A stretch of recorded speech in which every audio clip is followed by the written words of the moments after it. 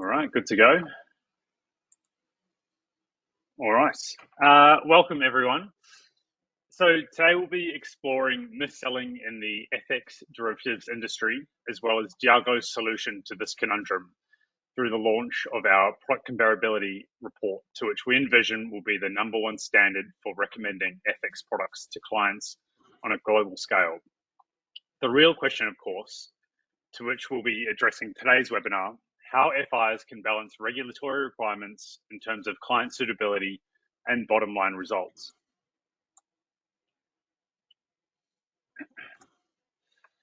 So here I have with me as my co-host, Paul Stafford.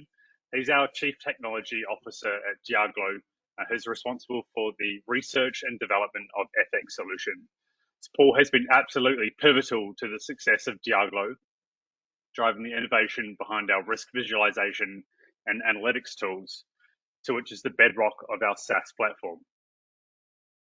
Paul comes from an engineering background at NASA and HP and is a true mathematician at heart. I myself originally interned from Deaglo 5 years ago, transitioned into asset management, selling bond equities and fixed income strategies at Dimensional Fund Advisors.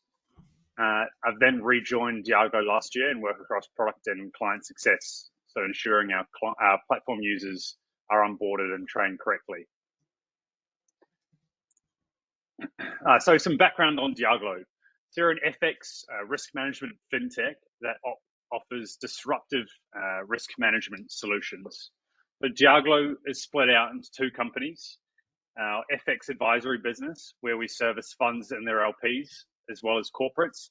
And then we have Deaglo Technologies, where we develop technology housed on a SaaS platform and then sell that technology into financial institutions.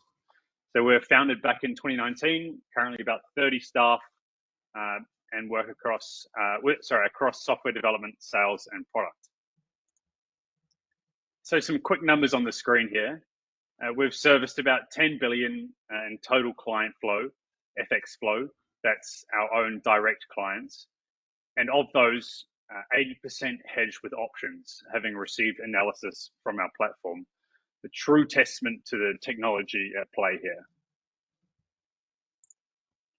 Now, getting into the nuts and bolts of the presentation.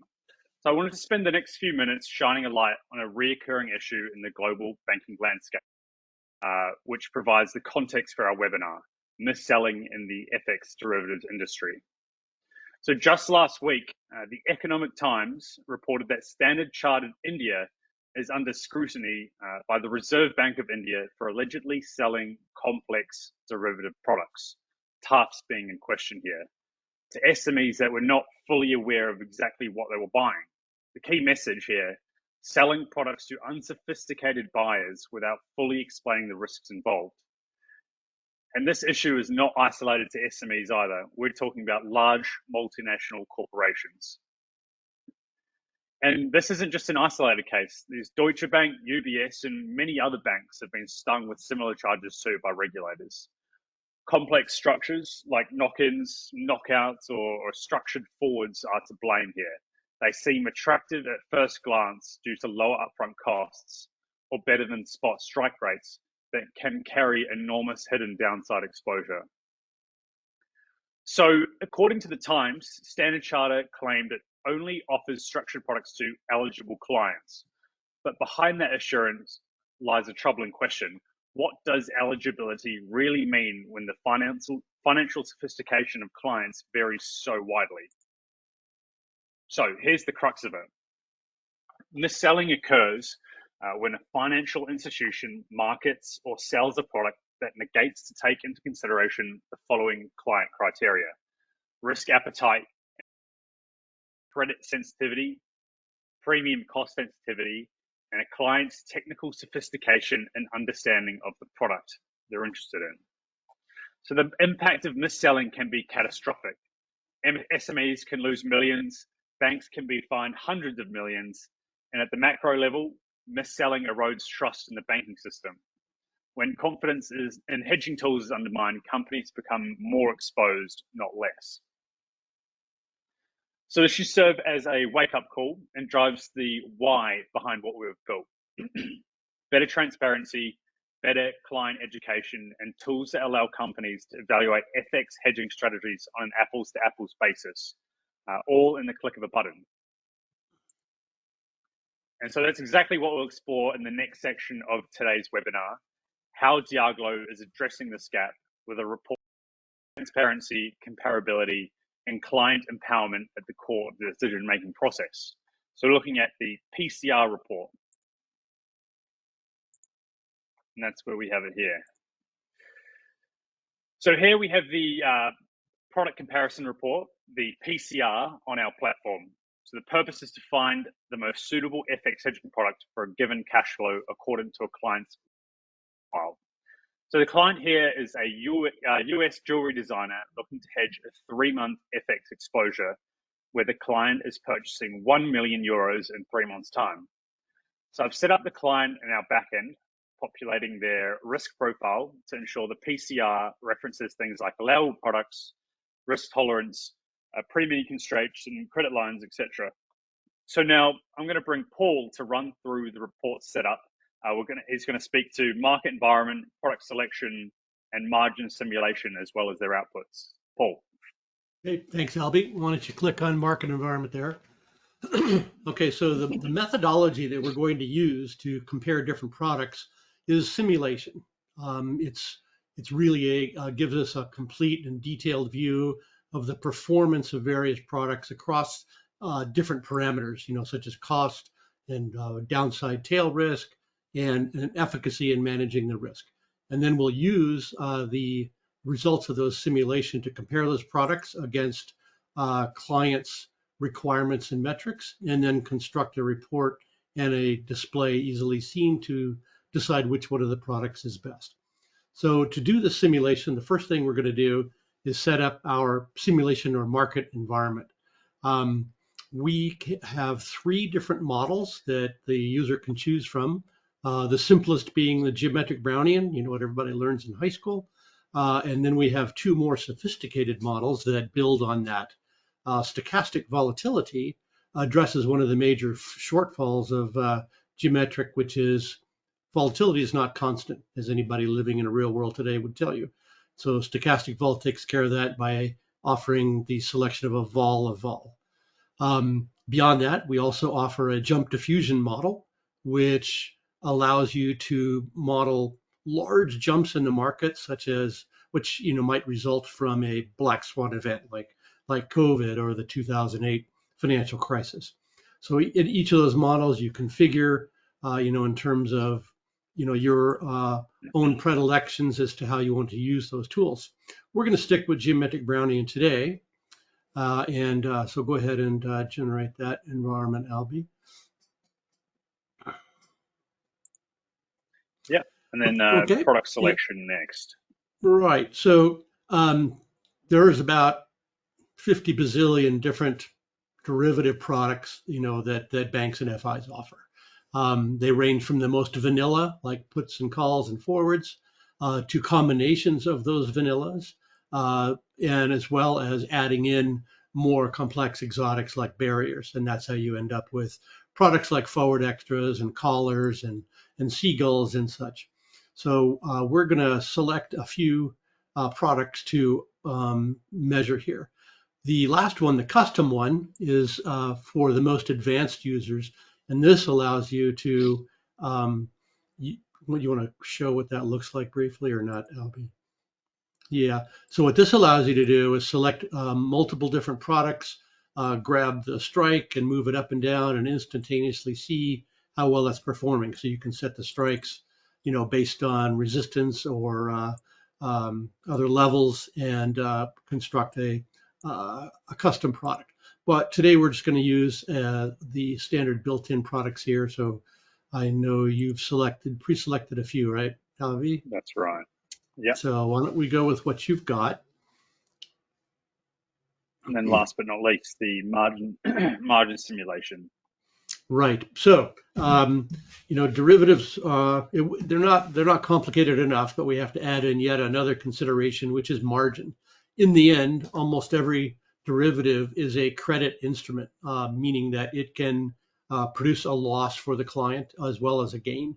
And so the banks, you generally will require you to set aside an initial margin or provide a variation margin during the tenor of the product. And so you can enter in the terms that you have for your particular client into here, and then we will model the actual demands of margin during the tenor. And so you can see whether the margin falls within the limits that the client can manage. It's especially important for clients like funds, closed-end funds, which really don't have the ability to go back to their LPs and ask for more money. So they definitely want to have an understanding of the maximum margin that they're at risk for. Okay. All right, so we've got those in, pre-selected So now, our environments, and now, Paul, if you want to walk through the violin plots. Okay, so what we've done, we created a market and we created, 10,000 different possible paths for the spot rate into the, over the tenor of the exposure. What we then do is take each of the products that we want to compare, and we use the results of those paths to build a distribution of results for each one of the products. And the easiest way to envision, so many different numbers is in something called a violin plot, which you see here. Basically, what this does on the left-hand side, you've got a y-axis, which is gain or loss, and the width of the violin plot reflects the likelihood of that particular outcome. So you can see the exposure there. The most likely outcome is 0 because it's a balanced simulation. There's no appreciation or depreciation built in. Then the next one over is a forward, and you can see that has no distribution at all because it's a guaranteed one number level. The other three are much more interesting, the put, forward extra, and the participating forward.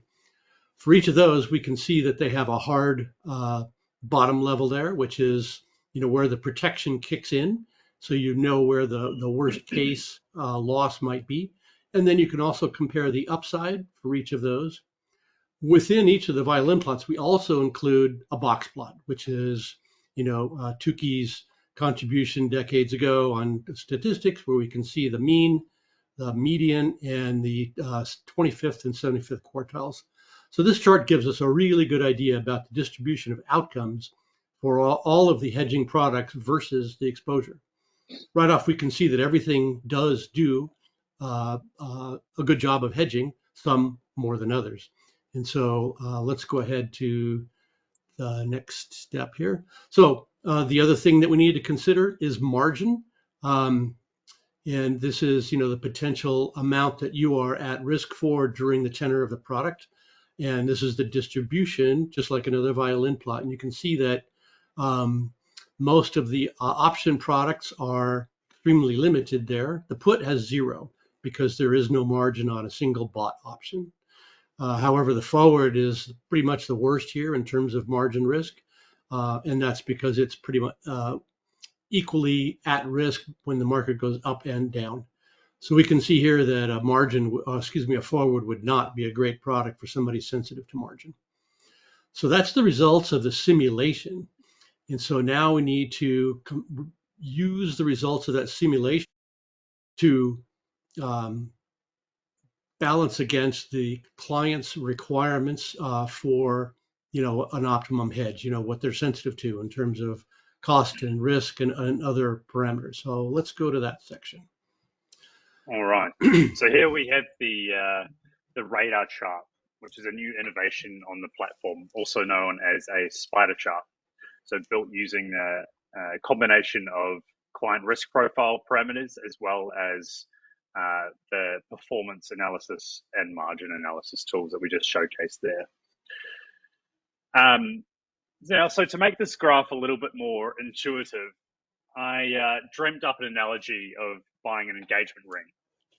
So imagine each of these metrics not as dry financial terms, but as the classic 4 C's of diamond buying: carat, cut, clarity, and color.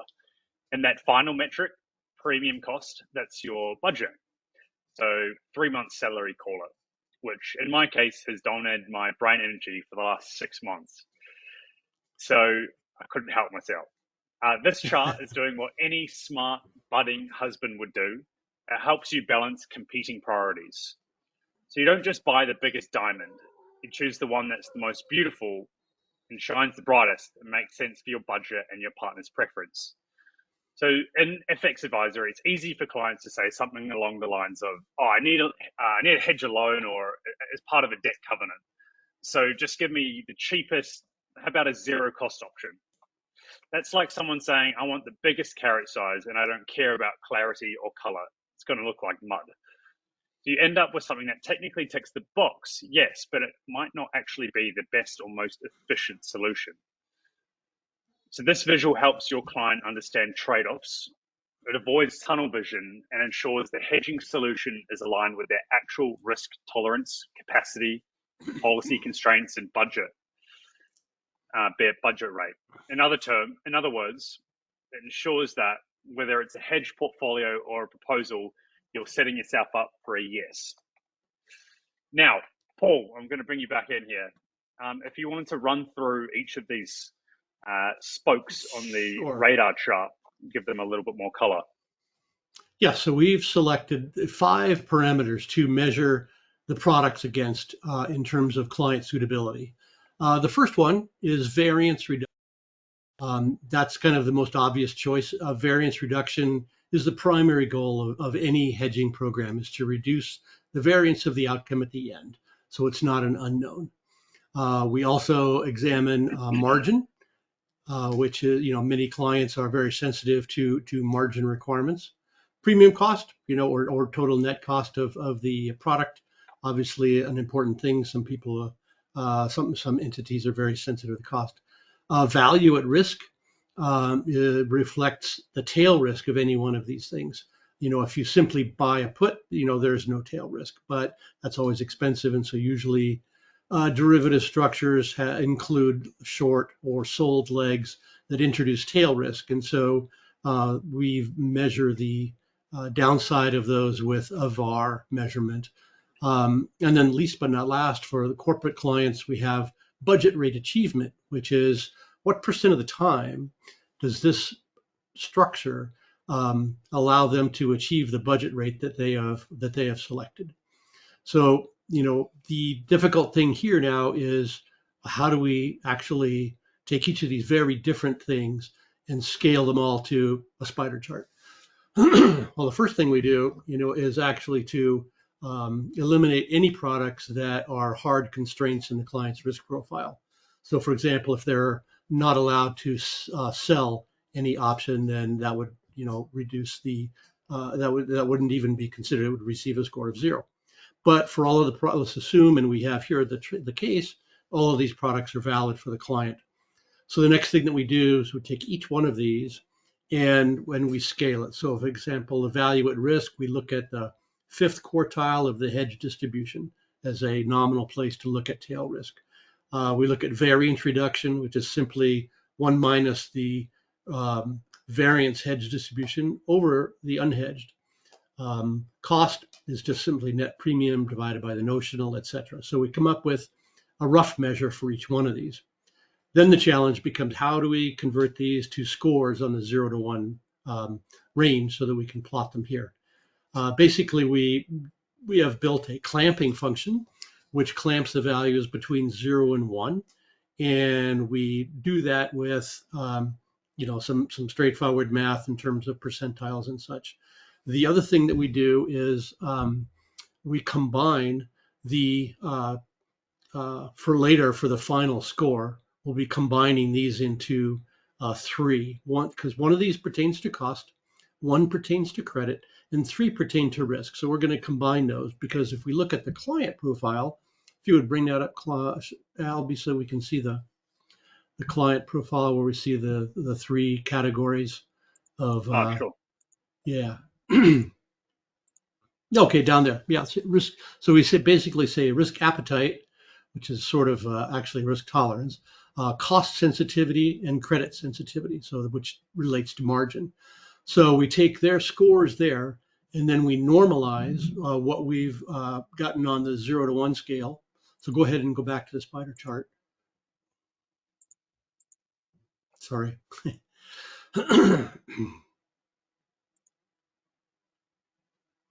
Okay, so we basically have combined the 5 things we have here into 3 items that relate to the client's sensitivities.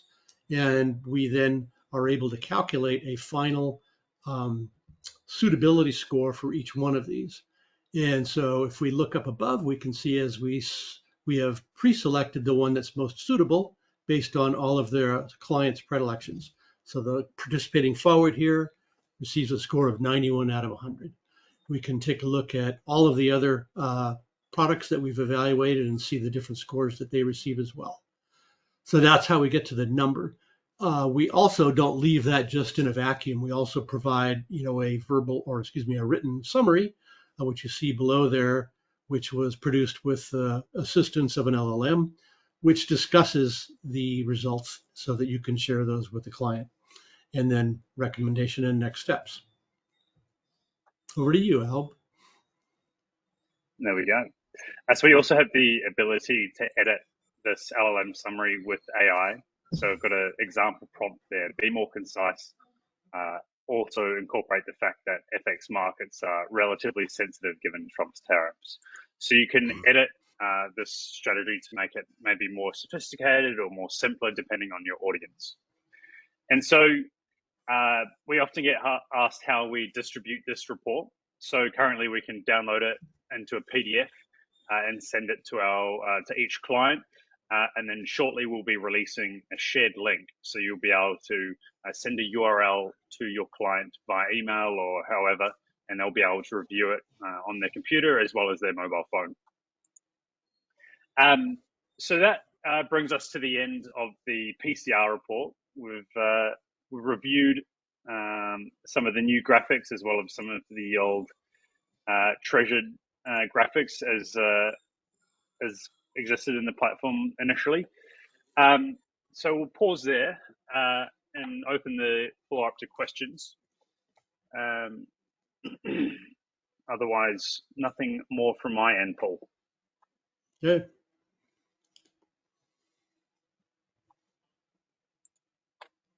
Actually, I do have a question, Albie. So what did you select for your ring? Girlfriend's sitting right over there, Paul. I'll have to keep that one quiet. All right. All right. Well, it doesn't seem like there's any questions, so I guess we can wrap up 4 or 5 minutes early.